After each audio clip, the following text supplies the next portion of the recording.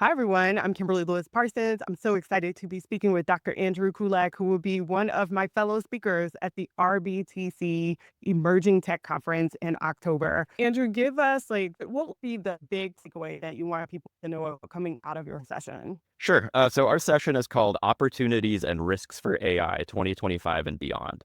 My two co-panelists and I will be presenting on October 31st at 10:15 a.m. And I'm going to be focusing on the emerging technology that's gotten some of the most public attention lately, I think, generative AI. So I'll be considering this from my perspective, working with federal civilian organizations, as well as through my teaching and research experience with Virginia Tech. One of my big takeaways for this is when we talk about AI right now, it's important to understand what we're actually talking about. So when we say AI, we're usually talking about generative AI tools like chatbots, so like ChatGPT, Gemini, Claude. So when we use the term artificial intelligence to refer to these tools, we're really talking about these Gen AI systems that are built on older technologies, actually large language models that build on big data, natural language processing, neural networks. Things that have been around for, in this space, quite a while, not exactly emerging. But what is new is the accessibility of Gen AI tech. And so through advances in data storage, cloud computing, we've been able to really scale up these underlying technologies to the point where you would once need like university resources or to be doing advanced research to access these tools. Now it's like all in your pocket, right? I'll be thinking about my work specifically in federal civilian consulting at Triple Point Security, where I work primarily with biomedical and healthcare researchers. So I'll be thinking about use cases for Gen AI and LLM tools in biomedical research.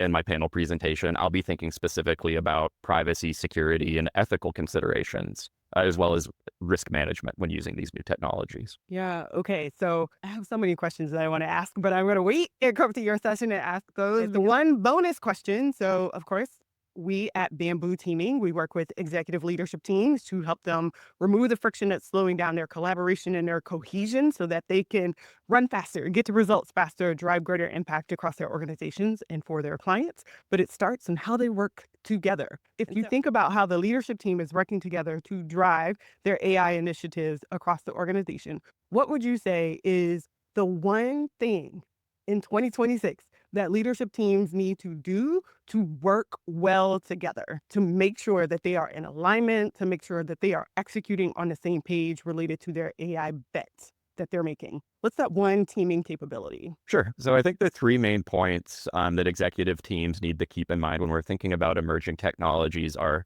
developing a shared understanding, keeping people first, and taking a risk-based approach. In terms of emerging technology, it's really important that executives understand what tools like AI actually is and what it's not. Most every executive team that I've spoken with at Triple Point Security lately wants to, use AI, right? Yeah. But the first step is determining, what that means. Gen AI isn't a magic drag and drop solution, right? Like we were talking about before, it's kind of a stack of older technologies that touch everything across the organization: data governance, security posture, employees and customers, even your corporate culture and reputation. So without having that shared understanding, it's impossible to make strategic or ethical decisions about where and how to deploy these tools. My second point is keeping people first. So even as Gen AI becomes increasingly accessible, people remain the most important part of any organization. While research related to Gen AI is kind of new and emerging, we've seen early reports that indicate some negative impacts to general users, like reduced cognitive engagement, reduced critical thinking. So it's important to keep these kinds of things in mind when you're considering use cases for emerging technologies like generative AI. Are we using these tools to amplify human insight, or are we trying to replace it? And is that really what we want to be doing? So how do these choices align with values around creativity, learning, and trust? As with any new technology, especially one like Gen AI, which currently lacks strong regulatory frameworks and governance structures, this presents risks that need to be managed in light of both technical and business objectives. So I would sum that all up by saying that adopting an emerging technology like Gen AI, it's not just about, research or innovation. It's also a risk management decision, right? And that needs to be made in light of a shared understanding about what that technology is and how it impacts people. So, first off, like getting on the same page on what is it that we collectively are trying to drive, and we're speaking the same language, and we understand those outcomes that we're going for, keeping the people first in this. And so I love that you're bringing that up, right? And how are we as a leadership team like having intentional conversations about what this will actually mean and translate to, and then bringing in, getting on the same page for how we talk about it, with our people in the organization. And then this risk tolerance, like what I'm seeing is like one of the things you pointed out is having the shared definitions and what I would call like principles. Like as leadership teams are in the room, the executives are in the room, they need to be talking about what are those principles that we want to have around risk,